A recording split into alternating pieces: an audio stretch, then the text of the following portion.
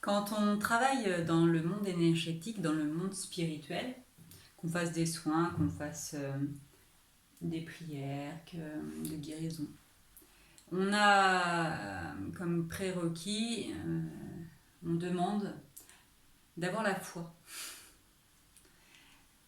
On ne demande pas d'avoir la foi en Dieu, en Bouddha, en Jésus, en Mahomet.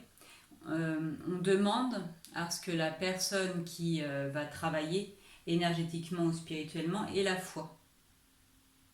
Donc ça n'a rien à voir de dogmatique. C'est un état d'esprit. C'est une philosophie de vie. C'est une autre manière d'appréhender l'expérience humaine. Avoir la foi, ça commence par avoir la foi en soi. C'est-à-dire qu'on peut douter avant de travailler, on peut douter après de travailler, mais quand on bosse, on bosse. Quand on magnétise, quand on cherche de l'eau, on cherche de l'eau, quand on cherche des réseaux, on cherche des réseaux, quand on enlève des verrues, on enlève des verrues, quand on coupe le feu, on coupe le feu. On ne réfléchit pas. On n'est pas dans des est-ce que peut-être que ça va marcher, je sais pas. Non. C'est pour ça que ça bloque souvent, parfois, parce qu'en fait, on n'a pas bien, on nous a pas bien expliqué ce que ça pouvait être la foi. En quoi ça peut bloquer et pourquoi ça bloque et pourquoi il y a une bonne raison que ça bloque. Il y a une différence effectivement entre croire et avoir la foi, parce que croire, c'est la base.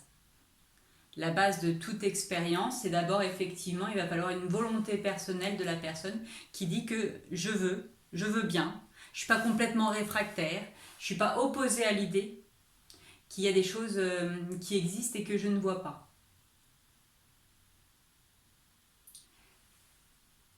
Quand je dis je crois, je te crois, là c'est pas la même chose que quand je dis j'ai la foi. Quand je crois, c'est soit normalement je crois dans le sens de croître. Croire, mes croyances doivent me permettre de croire et de croître. Dans je crois, c'est je crois souvent par rapport à des arguments, par rapport à une logique, par rapport à c'est prouvable, entre guillemets. C'est une première chose. C'est une première appréhension. Je crois. Mais comment tu passes de je crois à je sais, qui est le j'ai la foi, par la porte, qui est une porte qu'il ne faut pas négliger, qui s'appelle le doute. Si vous ne voyez pas, c'est parce qu'à côté, il y a de l'autre côté, il y a le je crois. Attendez, hop, là, hop. Je crois. Comment je passe? Par une porte. Notre monde, nos mondes ne sont que des successions de portes. Et c'est comme ça qu'on évolue. Je crois. Et en fait, c'est plutôt je veux bien croire. Je veux croire. Et là, je sais. J'ai la foi, c'est-à-dire que j'ai confiance. Et la confiance, c'est l'opposé de la peur. Parce que la confiance, c'est en lien avec l'amour, avec la lumière. Comment on peut passer de là à là? Par la porte du doute. Pourquoi est-ce qu'elle est nécessaire?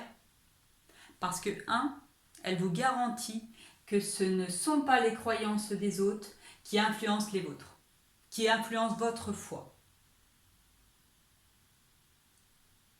Vous avez un pouvoir, j'ai un pouvoir qui est le pouvoir de tout le monde, qui fait que personne ne peut vous imposer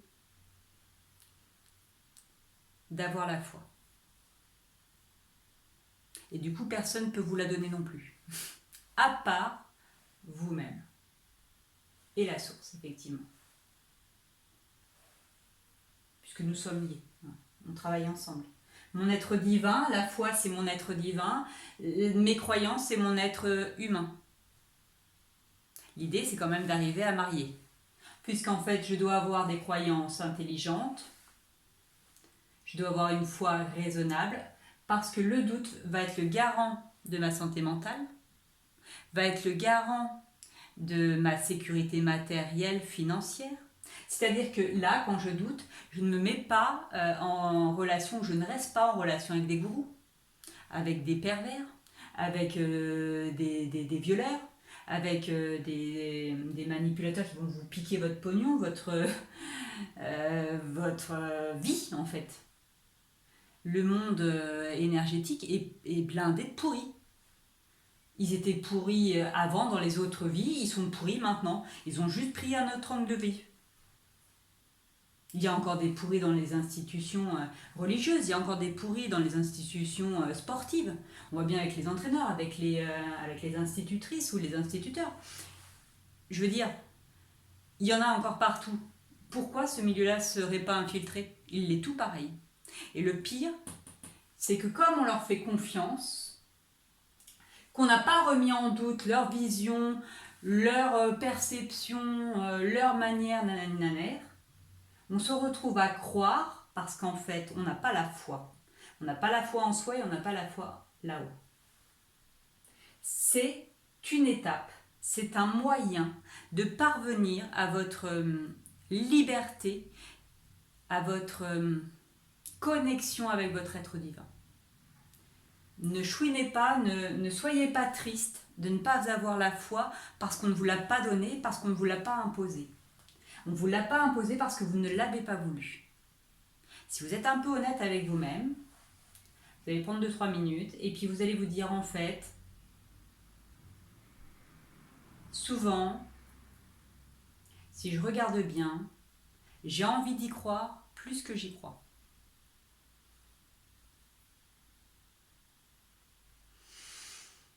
J'ai en fait tellement envie d'y croire que je ne me suis pas posé la question est-ce que je veux croire? Parce que c'est 1, je veux. 2, je doute. 3, je sais.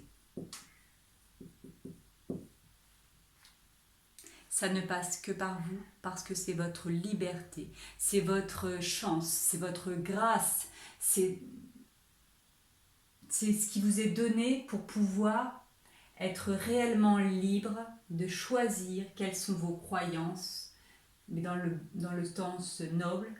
Est-ce que je crois à la vie après la mort? Est-ce que je crois aux esprits de la nature? Est-ce que... Vous vous rendez compte quand même qu'on nous a élevés en nous faisant croire que le Père Noël existait, qu'il y avait un gros bonhomme, barbu, joufflu, habillé en rouge, qui passait dans les cheminées, et nous on l'a cru. Moi j'ai eu les boules, quand je me souviens très bien quand... C'est resté très très là. J'avais confiance en mes parents, et en fait ils me l'ont mis à l'envers. Et là, j'ai pas du tout aimé. Je m'en souviens très bien.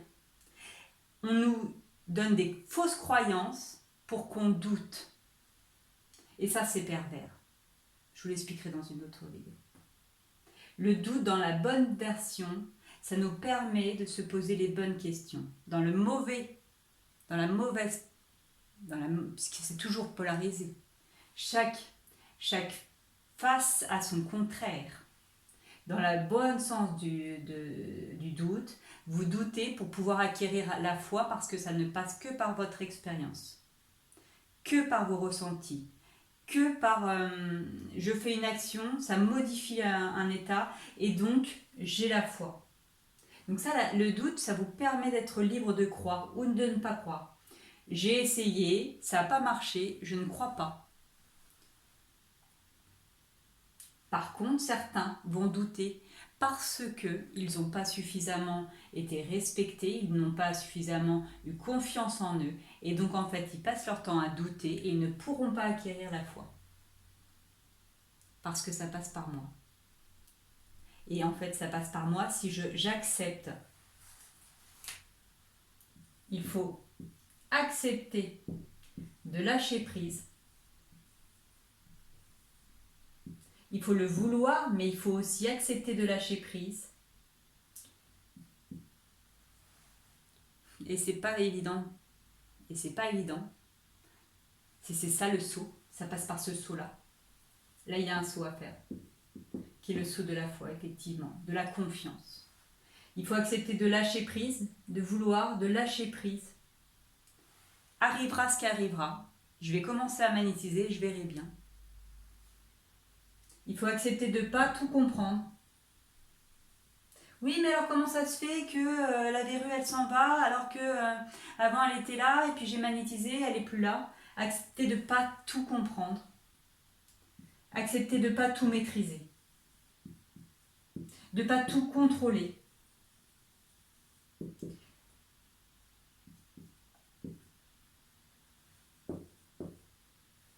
C'est divin.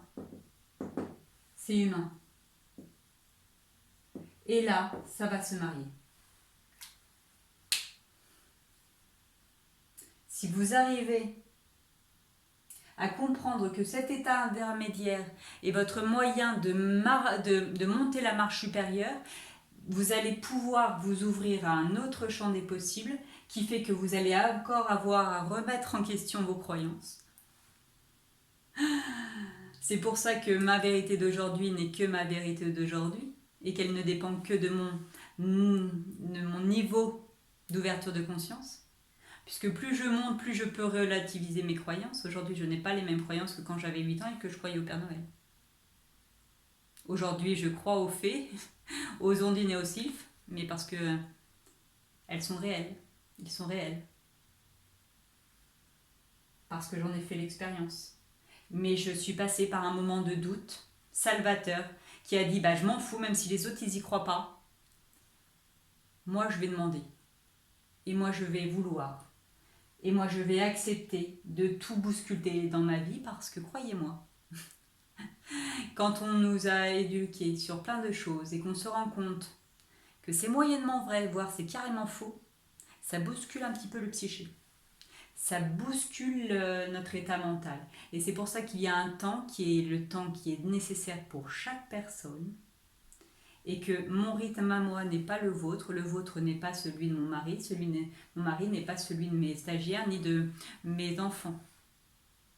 On a chacun un rythme avec des étapes à passer et ça ne passera que par le doute, qui est ma capacité de choisir librement si je crois ou si je ne crois pas, sans donner mon pouvoir à qui que ce soit. Je fais confiance à mes formateurs, je fais confiance à mes maîtres, je fais confiance à mes enseignements, mais je le remets toujours en doute pour savoir est-ce que je crois, est-ce que j'ai confiance, comment j'articule mon intelligence avec mon lâcher-prise, comment je fais pour accepter délibérément de mettre suffisamment d'espace dans toutes mes croyances, dans toutes mes réflexions, parce que là-dedans ça tourne en boucle. Comment je décide d'arrêter de réfléchir pour m'ouvrir à la foi. C'est un travail, c'est un non-travail. C'est une philosophie de vie qui dit j'accepte en conscience de remettre en cause tout ce qu'on m'a appris pour pouvoir choisir librement, en conscience, sans contrainte, sans pression, quelles sont mes croyances, mes valeurs, mes principes. Ça passe par mes ressentis, par mes émotions, par mes perceptions. Ça passe par des faits. Je fais une action. Quelles en sont les conséquences ? J'utilise mon intelligence, ma volonté, au service de ma liberté pour mon évolution. Merci.